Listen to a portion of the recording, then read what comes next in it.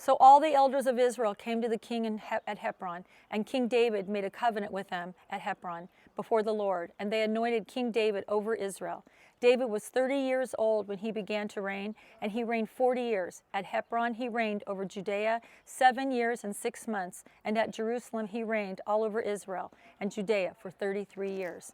Why this is important is because this is where King David started his, they said if archaeologists came right now, they would find that this is where the first city of David was, and they would even discover King David's palace. But I'm going to take you in and show you something else that's really special here. The building that you see on the outside is over 1,000 years old, but I'm going to show you something else, so follow me in.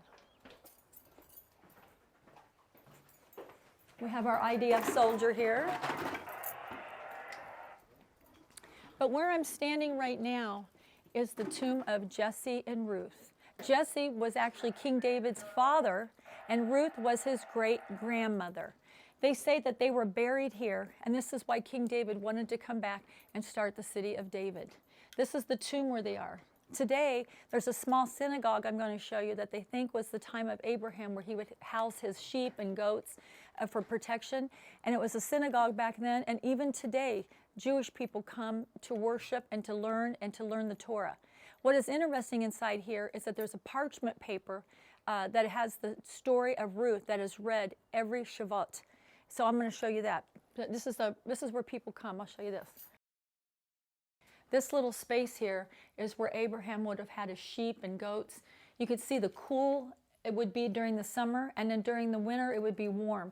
This is the real structure from way back then, and it's amazing. Today it is a synagogue of all the Jewish people that are the Jewish men that are studying Torah, and they read the book of Ruth here during Shavuot. And it's just a beautiful place. It's such a special place to come. It's in Hebron, so it's dangerous to get to. It's a little dangerous, but it's such a special place to say that you stood here, where Jesse and Ruth are both buried. As we're overlooking Hebron right now, you can see the tomb of the patriarchs, where Abraham, Isaac, and Jacob are actually buried with their wives.